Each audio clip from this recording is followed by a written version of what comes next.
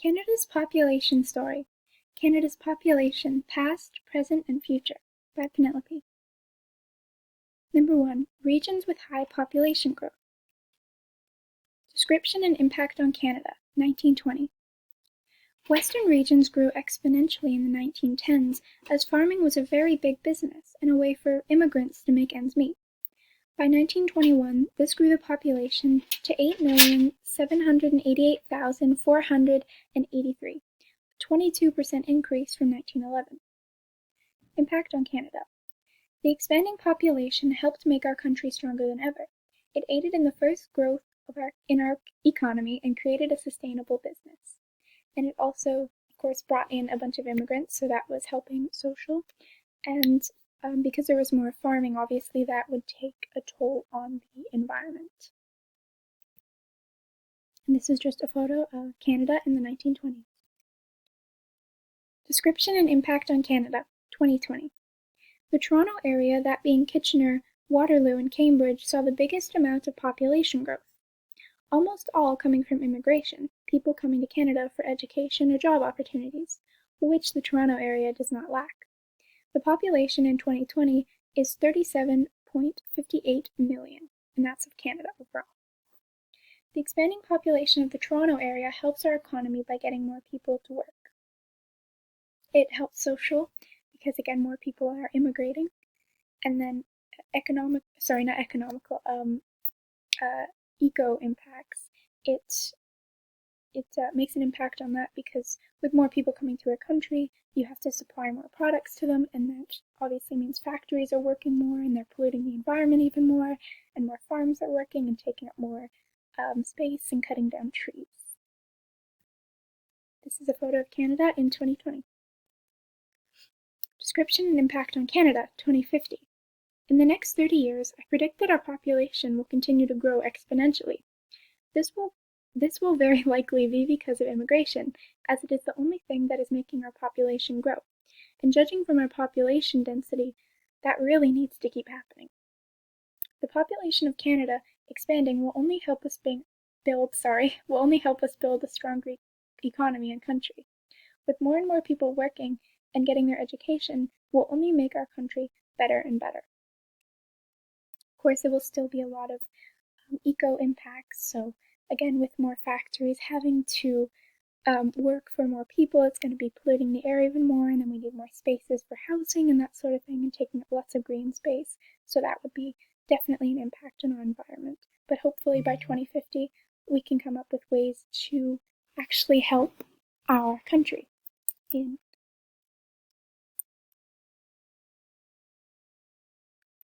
Sorry, I was just checking my phone, sorry. We'll actually be able to come up with ways where we can help our environment to be a lot more sustainable. Canada, 2050. Number 2, the importance of immigration. Description and impact on Canada, 1920s. Immigration to the prairies in the 1910s was very important. It gave people many jobs when they needed them most, and it helped grow our population in a way no one could have predicted. Immigration to the prairies of Canada in the 1910s helped shape our economy and food production. This was because many of the people working were farmers.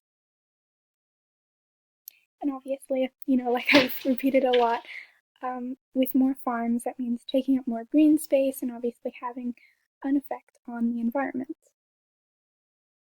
Description and impact on Canada, 2020. Today, immigration plays a big part in our country. With a stronger economy, more people need to work to make even more jobs. It's important that we have the population for that. More and more people have become open to the idea of immigration after considering its benefits to our country. Immigration helps people in Canada understand other cultures and customs. It further helps us respect others in our world. Description and impact on Canada, 2050. Like stated earlier, I see immigration playing a huge part in Canada's future. It will grow our country in not just population factors, but economical, social, and environmental factors. In the future, immigration will grow our country in many ways because more people means more work, and more work means more money, so the economy grows.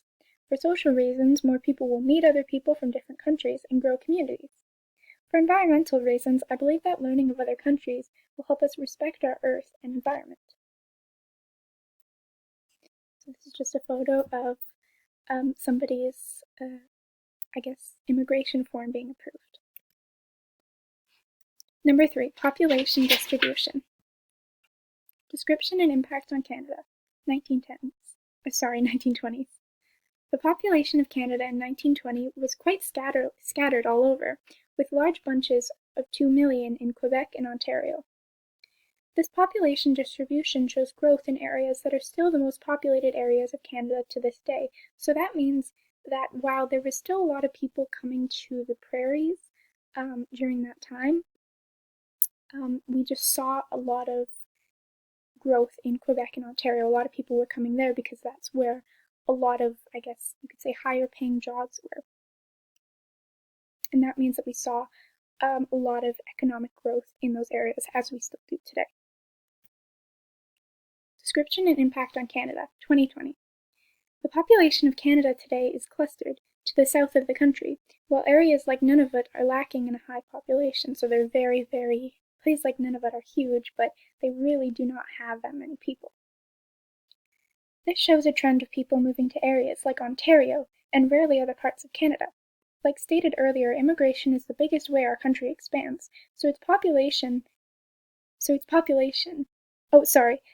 way our country expands its population, so that shows that many immigrants are settling in Ontario.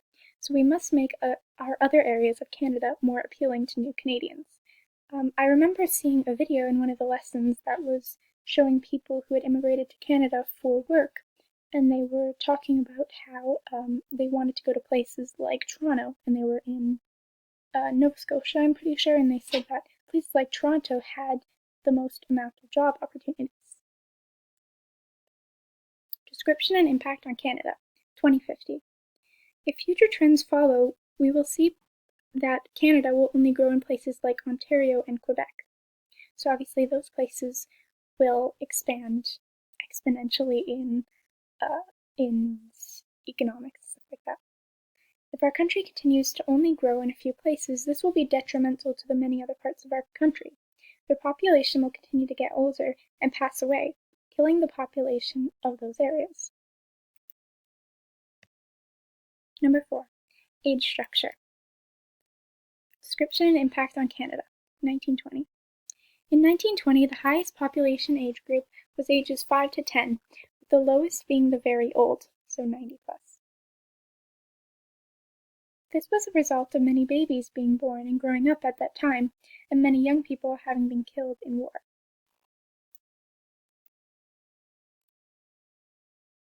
The highest description and impact on Canada, 2020. The highest demographic in Canada is ages 55 to 59.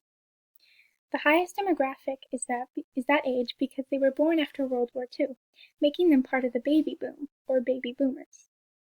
So that means that more products being sold towards 55 to 59-year-olds are going to be made a lot more, and those are people who are leaving the workforce or are going to be leaving the workforce in under a decade. So obviously that our economy will be taking a hit because we're not getting a lot of young people during this time.